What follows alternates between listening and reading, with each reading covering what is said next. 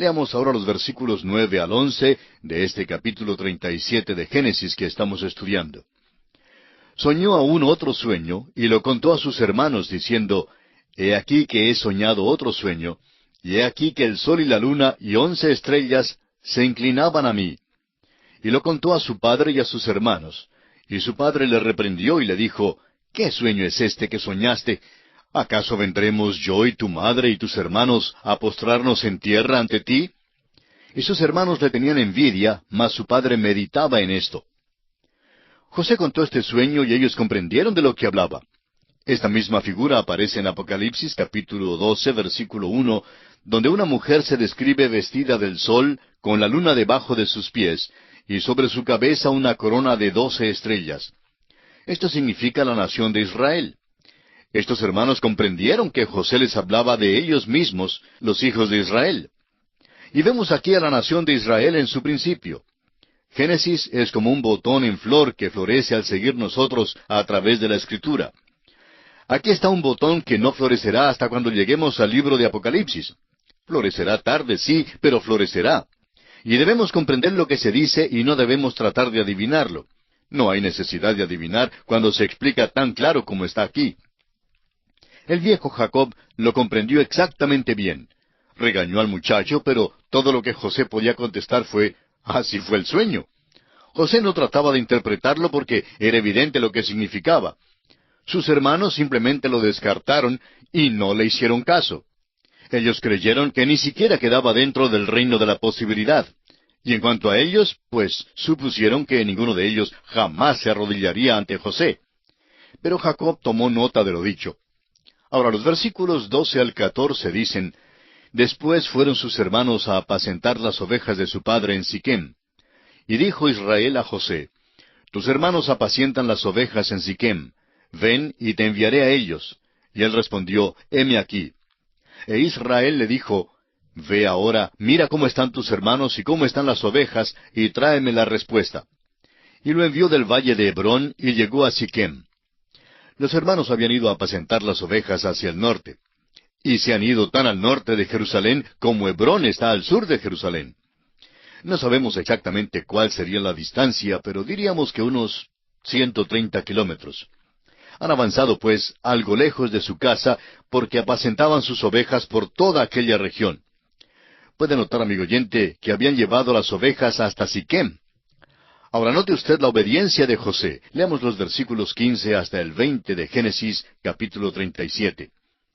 Y lo halló un hombre, andando él errante por el campo, y le preguntó a aquel hombre diciendo, ¿Qué buscas? José respondió, Busco a mis hermanos, te ruego que me muestres dónde están apacentando. Aquel hombre respondió, Ya se han ido de aquí, y yo les oí decir, Vamos a Dotán. Entonces José fue tras de sus hermanos, y los halló en Dotán. Cuando ellos lo vieron de lejos, antes que llegara cerca de ellos, conspiraron contra él para matarle. Y dijeron el uno al otro, He aquí viene el soñador. Ahora pues, venid y matémosle, y echémosle en una cisterna, y diremos, Alguna mala bestia lo devoró, y veremos qué será de sus sueños. Cuando José llegó a Siquem, buscó por todas partes, y no podía encontrar a sus hermanos. Ese es un territorio muy escabroso. Este hombre que se menciona aquí, pues, ayuda a José diciéndole que sus hermanos habían ido hasta Dotán. Sin duda había visto a José pasar por su tienda muchas veces y se dio cuenta que estaba buscando a alguien. Ahora Dotán está muy lejos de Siquem. Está cerca del valle de Esdraelón. José pues salió a buscarlos una vez más. Por fin los encuentra, pero ellos le odiaban tanto que mientras él se acercaba a ellos, comenzaron a pensar en la forma de darle muerte. Y dijeron el uno al otro, He aquí viene el soñador. Vamos a quitárnoslo de encima. Y luego veremos si esos sueños se realizan o no. Vamos ahora a dejar nuestra historia aquí por un momento, porque quisiéramos enfocar nuestra atención en la comparación que hay entre este joven José y el Señor Jesús. Y no debemos perder la analogía. En primer lugar, el nacimiento de José fue milagroso, porque Dios intervino al contestar la oración. Así lo leemos en el capítulo 30 de Génesis, versículo 22. También el Señor Jesús fue nacido de una virgen de un modo milagroso. Esto lo encontramos registrado en Lucas capítulo 1, versículo 35. En segundo lugar, José era amado de su padre. También el Señor Jesús fue amado por su Padre, quien declaró, «Este es mi Hijo amado». En tercer lugar, José tuvo una túnica de diversos colores, la cual le colocó aparte de los demás. Cristo, por su parte, también fue puesto aparte porque fue apartado de los pecadores.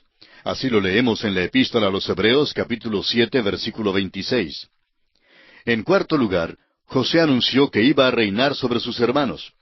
El Señor Jesús se presentó como el Mesías, y así como se mofaron del mensaje de José, también se mofaron de Jesús. Recuerde que escribió también Pilato un título que puso sobre la cruz, el cual decía, «Jesús Nazareno, Rey de los Judíos». Y fue puesto allí como una burla. En quinto lugar, José fue enviado del Padre a sus hermanos. Jesús, por su parte, fue enviado por su Padre Celestial a sus hermanos en la tierra. Llegó primero a las ovejas perdidas de la casa de Israel. En sexto lugar, José fue aborrecido por sus hermanos sin causa. Y el Señor Jesús también fue odiado por sus hermanos sin causa. Y así lo encontramos registrado en el Evangelio de Juan, capítulo 15, versículo 25. Ahora volvamos a nuestra historia. Recordemos que José se está acercando a sus hermanos y que ellos están buscando la forma de darle muerte. José está vistiendo esa túnica de diversos colores con mangas.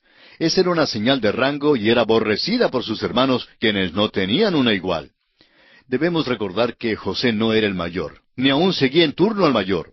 Sin embargo, disfrutaba de un rango superior entre sus hermanos. Por tanto, existe todo este odio. Pobre Jacob, está hallando una y otra vez que Dios no aprueba la pluralidad de su matrimonio. Ciertamente causó tristeza en el hogar. Prosigamos con esta historia, leyendo ahora el versículo 21 de Génesis capítulo 37. Cuando Rubén oyó esto, lo libró de sus manos y dijo, «No lo matemos». Ya Rubén había perdido su puesto de primogénito. Sin embargo, se destaca aquí como el que tiene juicio más maduro que los demás. Los demás lo habrían matado si no hubiera sido por la intervención de Rubén. En el versículo 22, escuchemos la defensa que hace Rubén por su hermano José. Y les dijo Rubén, «No derraméis sangre, echadlo en esta cisterna que está en el desierto, y no pongáis mano en él, por librarlo así de sus manos, para hacerlo volver a su padre». La intención reconocida de Rubén fue de meter a José en la cisterna, y después él regresaría sin ser observado para sacarlo de allí y llevarlo a casa de su padre, donde contaría lo que había sucedido. Ahora, en los versículos 23 al 28, veremos cómo se lleva a cabo el plan malévolo contra José. Leamos. Sucedió pues que cuando llegó José a sus hermanos, ellos quitaron a José su túnica, la túnica de colores que tenía sobre sí, y le tomaron y le echaron en la cisterna, pero la cisterna estaba vacía, no había en ella agua. Y se sentaron a comer pan, y alzando los ojos miraron, y he aquí una compañía de ismaelitas que venía de Galaad, y sus camellos traían aromas, bálsamo y mirra, e iban a llevarlo a Egipto. Entonces Judá dijo a sus hermanos, ¿qué provecho hay en que matemos a nuestro hermano y encubramos su muerte? Venid y vendámosle a los ismaelitas, y no sea nuestra mano sobre él, porque él es nuestro hermano, nuestra propia carne. Y sus hermanos convinieron con él. Y cuando pasaban los madianitas mercaderes, sacaron ellos a José de la cisterna, y le trajeron arriba, y le vendieron a los ismaelitas por 20 piezas de plata. Y llevaron a José a Egipto. Esa túnica que José llevaba era como una banderilla que se le pone al toro. La aborrecían porque le distinguía entre ellos. Según la ley de la primogenitura, los hermanos mayores tenían la supremacía, y esto causó que se llenaran más de odio. Ahora Judá interviene cuando ve pasar unos mercaderes. El plan que tiene no parece ser tan bueno, pero por lo menos no desea que maten a José. No quiere que la sangre de José caiga sobre la mano de sus hermanos. Al parecer, ellos quedaron satisfechos con la sugerencia que Judá les hizo, porque lo que deseaban era deshacerse de José, no importaba lo que sucediera. Se dieron cuenta que los ismaelitas se lo llevarían para Egipto para venderlo allá como esclavo. Por lo menos se librarían de él. La esclavitud, en la mayoría de los casos, era como una muerte viviente, y sabían que ciertamente nunca jamás oirían hablar de él. Ahora, ¿cómo le parece a usted lo que Moisés ha escrito aquí? En primer lugar, llama a estos hombres ismaelitas. y luego los llama madianitas. Entonces, ¿quiénes son? Hace muchos años alguien escribió un librito en el cual enumera más de 1000 errores que dijo haber encontrado en la Biblia, y entre ellos mencionaba este. Los críticos que odian la Biblia entresacan algo así como esto y lo llaman un error. En realidad lo que Moisés expresa aquí es bien preciso. Vamos a ver, ¿quiénes son los ismaelitas? Son los descendientes de Ismael, el cual es hijo de Abraham. Ismael era hijo de Abraham y Agar, y Madián, el hijo de Abraham y Cetura, con la cual se casó después de la muerte de Sara. Todos son hermanos. En realidad son familia de este grupito de hermanos que está vendiendo a José. En aquella época, ¿quién era israelita? Bueno, solo había 12 israelitas. ¿Cuántos ismaelitas cree usted, amigo oyente, que pudiera haber en aquel tiempo? Ismael era mayor que Isaac, y es posible que hubiera 100 o más. Ahora, ¿cuántos madianitas había? Pues Madián nació después de Isaac, y por tanto no podía haber muchos. Quizá una docena o más. Estos eran pues grupitos, eran tribus, y todos estaban emparentados.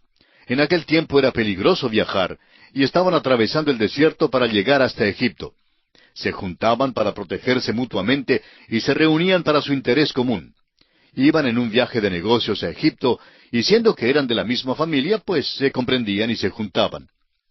Amigo oyente, la palabra de Dios tiene buen sentido. Nosotros somos los que no tenemos buen juicio. La ignorancia agrega muchísimo a lo que se considera una contradicción en la Biblia. No es una contradicción, sino ignorancia por parte de quienes leen la Biblia. Es fácil notar que Moisés comprendía la situación y que escribió con exactitud. En los versículos 29 al 31, Rubén se encuentra ante algo inesperado. Después Rubén volvió a la cisterna, y no halló a José dentro, y rasgó sus vestidos. Y volvió a sus hermanos y dijo, El joven no parece. Y yo, ¿a dónde iré yo? Entonces tomaron ellos la túnica de José, y degollaron un cabrito de las cabras, y tiñeron la túnica con la sangre. No dice aquí si le dijeron a Rubén lo que había sucedido de veras o no. Opinamos que se lo dijeron. Creemos que le dijeron que sería inútil perseguir a los mercaderes porque ya estaban lejos, y que no sería malo que inventaran un cuento bueno para contárselo a su padre Jacob. Ahora, en los versículos 32 y 33, los hermanos de José llevan adelante su engaño. Leamos. Y enviaron la túnica de colores y la trajeron a su padre, y dijeron, Esto hemos hallado. Reconoce ahora si es la túnica de tu hijo o no. Y él la reconoció y dijo, La túnica de mi hijo es. Alguna mala bestia lo devoró. José ha sido despedazado. Son muy diestros, ¿verdad? Se portan como si nunca hubieran visto a José. Aparentaban que acababan de encontrar su túnica. Bueno, ellos conocían bien la túnica, hasta la odiaban. Y aquí se portan como si no lo hubieran reconocido y le preguntan al padre si él la reconoce. Jacob, por supuesto, sabía de quién era la túnica, y llega a la conclusión natural. Y claro que esa es la conclusión a la cual los hermanos de José deseaban que Jacob llegara. Pero detengámonos un momento para observar un poco más lo que ellos hicieron. Degollaron un cabrito de las cabras y usaron su sangre para teñir la túnica. Ahora, ¿no le recuerda este hecho de engañar a su padre con un cabrito de algo que hemos escuchado antes? Recuerde usted que cuando Rebeca y Jacob estaban ideando la forma de engañar a Isaac, se sirvieron de un cabrito y cocinaron la carne, la cual resultó sabrosa. Ella tomó las pieles de los cabritos y con ellas cubrió las manos y los brazos de Jacob, y así entró para engañar a su padre. Ahora, los hermanos de José utilizan la sangre de un cabrito para engañar a su padre. La sangre lo hace ver como si un animal salvaje hubiera dado muerte a José. El viejo Jacob, por supuesto, llega a la conclusión de que su hijo ha sido muerto, ha sido despedazado. Escuche usted con cuidado, amigo oyente. A Jacob le engañan y es engañado en la misma manera en que él había engañado. La palabra de Dios nos dice, No os engañéis, Dios no puede ser burlado, pues todo lo que el hombre sembrare, eso también segará. Si siembra para la carne, si ama la carne, segará de la carne corrupción. Este hombre Jacob había sembrado mal, empleó el engaño, y ahora él es engañado. Ha sido engañado de la misma manera. Amigo oyente, cuando sembramos grano, segamos grano. Cuando sembramos cizaña, cosechamos cizaña. Cosechamos exactamente lo que sembramos. Amigo oyente, Esto es verdad en cualquier parte hoy en día. Es verdad en lo físico, en lo moral y en lo espiritual. Y es verdad también para el creyente. Si usted cree que puede pecar pasando por encima de todo porque es hijo de Dios, pues está muy equivocado. El hecho es que no debe pecar porque Dios no hace acepción de personas. Él declaró que así sería y no hace acepción con usted. No puede pecar sin ser observado por Dios. Hace muchos años, un ministro se enamoró de la esposa de otro hombre y se involucró con ella. Fue una historia bastante repugnante. Este ministro trataba de justificarse en la base de que él era una persona especial para Dios, y sentía que, por ser quien era, podía actuar en un nivel diferente y guiarse por un libro de reglas frente a los demás. Pero, amigo oyente, Dios dice en su palabra que Dios no hace acepción de personas. Dios dice que no podemos pecar sin ser observados por Él. Al leer los versículos 34 y 35, vemos que Jacob cosecha lo que había sembrado. Leamos estos versículos. Entonces Jacob rasgó sus vestidos, y puso cilicio sobre sus lomos, y guardó luto por su hijo muchos días. Y se levantaron todos sus hijos y todas sus hijas para consolarlo. Mas él no quiso recibir consuelo, y dijo, Descenderé enlutado a mi hijo hasta el Seol. Y lo lloró su padre. Quizá alguien pensará que esto es una demostración del amor que Jacob tenía para con su hijo José. Tenemos que confesar que Jacob amaba a José en gran manera, pero Jacob no había aprendido todavía a caminar por fe. Usted recordará la experiencia que tuvo en Peniel. Fue como el desinflar del viejo ego, del pronombre personal yo. La carne se desplomó allí, pero ahora debe aprender a caminar por fe, lo cual no ha aprendido todavía. Cuando uno llega al capítulo 11 de Hebreos, uno no encuentra nada en la vida de Jacob que constituya un ejemplo de fe. Es sólo cuando uno llega al tiempo de su muerte que uno encuentra que su fe realmente se exhibe en su vida. Compara la tristeza de Jacob aquí con la de un hombre como David. David lloró por su pequeño niño que murió y lloró por su hijo Absalón. David amaba a su pequeño hijito tanto como Jacob amaba a José. Pero David era un hombre de fe. Después de condolerse, siguió con las actividades de su vida. Él sabía que el pequeño no podía regresar. El dolor no lograría eso. Pero también sabía que iba a ver a ese pequeño algún día. Las palabras de David resuenan en el segundo libro de Samuel, capítulo 12, versículo 23. Yo volveré a él, mas él no volverá a mí. ¡Qué fe tan grande, amigo oyente! Pero Jacob no está andando por fe, sino que se acoge a un dolor anormal. Amigo oyente, quizá estamos hablando hoy con alguien que ha perdido a un ser amado. Es posible que no pueda olvidarlo. Quisiéramos decirle en una manera bondadosa que usted debe aprender a caminar por fe. Manifieste su fe reconociendo que el llorar y el angustiarse no puede lograr el regreso de su ser amado. No se logra nada. Si es usted un hijo de Dios y llora a un ser amado que también es hijo de Dios, entonces camine por fe, porque se dará cuenta que algún día podrá verlo de nuevo y nunca más podrán separarse. El mundo no tiene fe, lloran como aquellos que no tienen esperanza. El apóstol Pablo nos exhorta de esta manera en su primera carta a los Tesalonicenses, capítulo 4, versículo 13. Escuche usted. Tampoco queremos, hermanos, que ignoréis acerca de los que duermen, para que no os entristezcáis como los otros, que no tienen esperanza.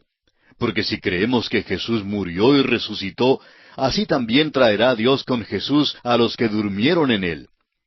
Amigo oyente, esta es la esperanza que ofrece Dios. Esta es la esperanza que permite que usted y yo podamos caminar por fe.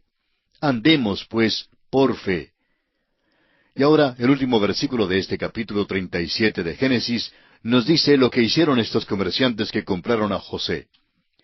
Y los madianitas lo vendieron en Egipto a Potifar, oficial de Faraón, capitán de la guardia. Y así concluye el capítulo 37 de Génesis, y entramos al capítulo 38. Este capítulo nos habla del pecado y la deshonra de Judá. Muchas personas han preguntado, ¿por qué se incluye este capítulo en la Biblia? Es verdad que uno siente como si no hiciera falta este capítulo, y después de leerlo, siente como si fuera mucho mejor no incluirlo. Muchos hasta llegan a creer que es el peor capítulo en toda la Biblia. Pero esto nos lleva a decir que los hijos de Jacob no les servían de mucho solaz. Parece que todos los hijos de Jacob se constituyeron en problemas, excepto José y Benjamín. José no fue de mucho consuelo porque su padre se dio a la pena, quedó muy apesadumbrado por su desaparición. Todo esto revela que Jacob pasó demasiado tiempo en Padán Aram acumulando bienes en vez de enseñar a sus hijos. ¿Cuán diferente fue Jacob de Abraham? Usted recordará que Dios dijo en cuanto a Abraham, porque yo sé que mandará a sus hijos y a su casa después de sí, que guarden el camino de Jehová, haciendo justicia y juicio, para que haga venir Jehová sobre Abraham lo que ha hablado acerca de él. Pero Jacob no hizo eso, amigo oyente. Estuvo demasiado ocupado allí contendiendo con el tío Labán, y por eso no tuvo tiempo para enseñar a esos muchachos. Eso fue sumamente trágico, porque parece que cada uno se había involucrado en algo que era pecaminoso. Pero, ¿por qué se nos cuenta aquí de Judá y de su pecado y deshonra? Creemos que hay dos aspectos principales. Judá será la tribu de la cual procederá el Mesías. Hay nombres interesantes que aparecen aquí. Encontraremos el nombre de Judá y luego el nombre de Tamar. Más adelante encontraremos los nombres de Fares y Sara. Y quizá comienza usted a preguntarse dónde es que ha visto antes esos nombres. Bueno, si usted va al primer capítulo del Nuevo Testamento, notará que la genealogía de Jesucristo se da en Mateo, en el capítulo 1, y allí es donde se encuentran estos nombres. ¿Quiere decir entonces que esta es la línea que conduce al Señor Jesucristo? Sí, amigo oyente. Esta es la línea que conduce al Señor Jesucristo. Es una cosa asombrosa, ¿verdad? En este capítulo se nos revela el pecado terrible de esta gente, y sin embargo, el Señor Jesús procedió de esa línea. Realmente tomó nuestro lugar aquí. Entró en una línea pecaminosa. Y eso es lo que trata de decirnos la palabra de Dios.